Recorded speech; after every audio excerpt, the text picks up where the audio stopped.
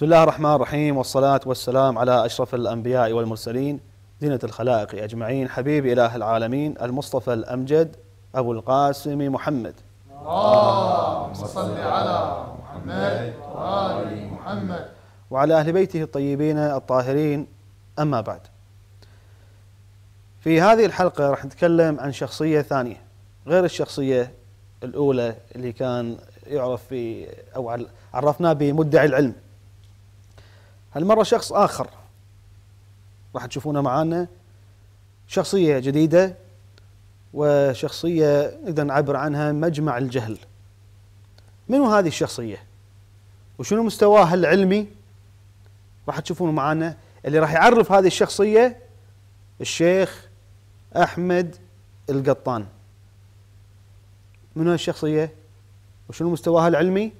شوفوا معنا. الأحبة، إن تلميذي وابني العزيز الحافظ الثقة الضبط الفقيه العلامة فضيلة الشيخ محمد ابن عبد الملك الزغبي الذي أفتخر به. شفتوا معي، علامة، فقيه، حافظ، ثقة. هذا العلامة الفقيه، هذا العلامة الكبير، في إحدى اللقاءات مع إحدى القنوات سأل المقدم: من هم الرافضة؟ توقعون شنو جاوب؟ شوفوا معي شنو قال وشنو عرف الرافضة. الشيعة. جميل. الرافضة بإذن الله جل وعلا هذه تفرع منها ثلاثة، وهم أخطر ثلاثة على ظهر الكوكب الأرضي، ويدعون الإسلام والإسلام منهم براء: الاثنا عشرية والإمامية والجعفرية. مثل ما سمعتوا، الرافضة انقسموا إلى جعفرية، اثنا عشرية، وإمامية. هذا الشخص المتعالم المغرور بجهله لا يعرف أن هذه المسميات الثلاث هي لفرقة واحدة. فهذه مشكلة حقيقة. شخص مثل هذا يبي يحاول الشيعة، يبي يناظرهم ومو عارف أبسط الأمور عندهم. لا يعرف أن الإمامية والجعفرية والاثنى عشرية فرقة واحدة. يعني أي جهل في هذا الشخص. المسألة وقفت لهني؟ لا. اخوان المشاهدين، شوفوا المقطع الجاي وشوفوا جوابنا عليه. وعائشة وحفصة، بالله عليك هذا كلام؟ بعد كده في يوم عاشوراء، المرجع بتاعي عشان الكل عايز يرجع لي تبديد الظلام وتنبيه اليوم صفحة 27. في يوم عاشوراء يأتون بكلب يسمونه عمر. شوف اللي جاي: فينهلون عليه ضربا بالعصي ورجما بالحجارة حتى يموت. أقول لا حول ولا قوة إلا بالله العلي العظيم. كما رأيتم، شخص جاهل بمعنى الكلمة. الكتاب المرجع اللي نقل منه اسمه تبديد الظلام وتنبيه النيام. المرجع اللي قاله بسرعة. تعرفون أيها المسلمون من صاحب هذا الكتاب وماذا قال في الكتاب عن أحد أئمة أهل البيت عليهم السلام؟ خلونا نرجع أول شيء نعرف الناس شنو قال صاحب الكتاب ومنو هذا صاحب الكتاب. اسم الكتاب تبديد الظلام وتنبيه النيام. المؤلف إبراهيم سليمان الجبهان. شنو قال هذا المؤلف صاحب الكتاب اللي اعتمد عليه هذا المتعالم؟ في صفحة 9 يقول: رابعا، لقد قرنت اسم جعفر بن محمد بعلامة استفهام في غير موضع تصحيحا للخطأ الشائع الذي وقع فيه كثير من أرباب التصانيف بإلصاقهم كلمة الصادق باسم المذكور وجعلها لقبا له وعلما عليه، والواقع أن هذه التسمية أو بالأصح هذه التزكية ما كان ينبغي أن تطلق على شخص حامت حوله الشبهات، وكثرت فيه الأقاويل، ونسبت إليه أقوال مشحونة بالزندقة والإلحاد، لأنه إذا صح صدورها منه، ونرجو أن لا يصح ذلك، فتسميته بالصادق تعني ضمنا تصديق كل ما جاء به من الإفك، وإذا لم يصح صدورها منه فتسميته بذلك تزكية لا داعي لها ولا محل لها من الإعراب، وتركها أحوط. يعني إلى هذه الدرجة أيها الإخوة أيها المنصفون يطعن في الإمام الصادق عليه السلام أحد أئمة أهل البيت. هذا المتعالم المغرور اعتمد على كلام هذا الشخص، اعتمد على كتاب هذا الشخص. ماذا جاء في هذا الكتاب؟ جاء في هذا الكتاب، نترك الأمر لهذا المتعالم وهو يخبركم. خلينا نشوف مع بعض. شوف اللي معايا، ومش كده بس، ثم يأتون بسخلة، خلاص كده يعملوا ايه؟ يسمونها عائشة، ينهلون عليها ضربا وينتفون شعرها. اسمها ايه؟ بسخلة؟ ما معنى سخلة؟ لا اللي هي احنا بنسميها زي الحرباء وكده، حقيرة هذه. أيوة. وينتفون شعرها، شوف اللي جاي اللي احنا بنسميه عرسة او ما شابه في مصر يعني. وينتفون شعرها ويضربونها ضربا مبرحا بالأحذية حتى تموت، ويقولون. سمعتوا معي هذا العلامة الفقيه الحافظ الثقة شنو قال؟ مو عارف يفرق بين الصخلة وبين الحربة وبين ابن عرس. أي فقيه هذا؟ أنا ماني عارف.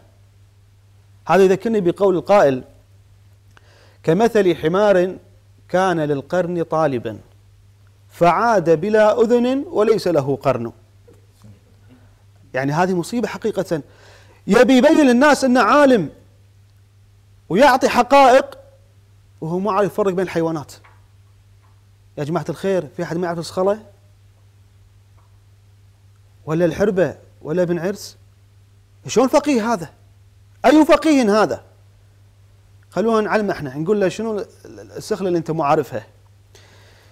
في كتاب لسان العرب لابن منظور في الجزء السابع يقول ابن منظور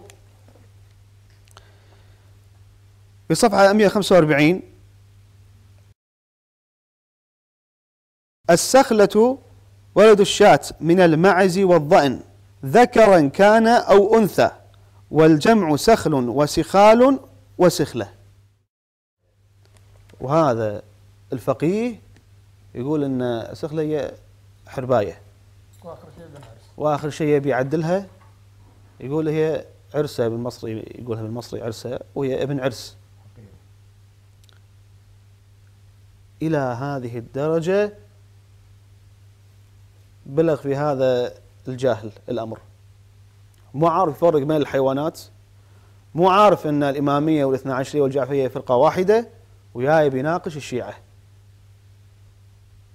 أي جهل هذا؟ أنا لا أدري والله. لو كان الجهل رجلا لاقتدى بهذا مجمع الجهل. سبحان الله. تابعوا معي، ترى المسألة ما انتهت. شوفوا المقطع الجاي وشوفوا ردنا عليه. إيمان الشيعة إجماعا عدا الزيدية، إيمان الشيعة إجماعا عدا الزيدية على أن الرعد إذا ظهر في السماء بخلاف البرق، بمعنى أن الرعد صوته، شوف أنا بقولها إيه؟ صوته، يعني يقول لك ساعتها علي بيلقي السلام، الرعد ده صوت علي، صوت علي، مش الصوت بالسين، لا بالصاد، هو صوت علي. لذلك إذا مر شيعي في العراق أو في مصر أو في أي بلدة من التي بها شيعة وسمع صوت رعد يقول عليك السلام يا أمير المؤمنين. ما هو عنده رعد، علي بيتكلم بيقول له السلام عليكم، بحييه هو بس.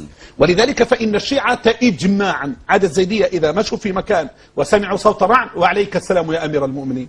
أما إذا سمعوا صوت البرق، سمعوا صوت البرق، سمعوا صوت البرق. البرق هو صوته، ده الكرباج بقى، البرق اللي بيجيب نار وتعمل. يقول لك هو الآن يجلد معاوية، هو الآن يجلد أبا بكر، والآن يجلد عمر، والآن يجلد عثمان، ويدخل زد يا أمير المؤمنين، زد يا أمير المؤمنين. ولذلك ده عوامهم ومثقفوهم عوامهم وسادتهم وأئمتهم وكبارهم اتفاقا. يقول القائل: ظهر الثعلب يوما بثياب الواعظين، مخطئ من ظن يوما أن للثعلب دينا. سبحان الله، أي كذب، كذب عيني عينك. والمصيبة يقول إجماعا، إجماع. وين تجماع؟ أنا أتحدى هذا الشخص يجيب لي عامي، طبعا يتكلم من غير مصادر يا جماعة، أنتم شايفينه، لا مصدر لا كلام عالم أبدا. أنا أتحدى يجيب لي عامي واحد يقول هذا الكلام، فضلا عن عالم. تقول إجماعا، جئت بهذا الإجماع من أين؟ طبعا من كيسه الواسع، من كيسه الواسع. مصطلح حديث ركب على كذب. كذب. شخص يظهر على الفضائيات جاهل فقط يريد الرد على الشيعة، فلا حول ولا قوة إلا بالله. طبعا في هناك طبعا لطيفة جدا، يقول إذا سمعت البرق هذا لا يفرق بين الحيوانات، ما يدري أن البرق ما ينسمع ينشاف. هذا شلون سمع البرق؟ أنا ما أدري. هذا محتاجين ندخله في الروضة ويتعلم بعدين يظهر على الشاشة. مصيبة هذه، والله مصيبة. انتهى الأمر؟ لا، ما انتهى. شوفوا معي المقطع الجاي، كيف أنه كذب كذبة صلعاء على ولا ماني قايل. شوفوا معي المقطع. خدت بالك معي ازاي؟ طيب بعد كده طبعا الخميني الخميني في رسالته المشهورة في الثورة الحكومة الإسلامية أيد ودعم بأن القرآن هذا الذي بين أيدينا مبدل ومغير وفيه نقص وفيه زيادة. إذا هذا الذي يدافع عن هؤلاء، بالله عليك ماذا أقول لك أكثر من ذلك؟ ولو أن وقت البرنامج كان طويلا لأعطيتك من الأدلة الكثير والكثير. أقول والله يكذب، وأنا أتحداه أن يخرج هذا النص من أي كتاب من كتب سيد الإمام الخميني رضوان الله عليه. وكتاب الحكومة الإسلامية هذا موجود وخالي تماما من الكلام اللي ذكره. لكن السيد الإمام كما في كتاب القرآن باب معرفة الله يقول عكس كلام هذا مجمع الجهل تماما.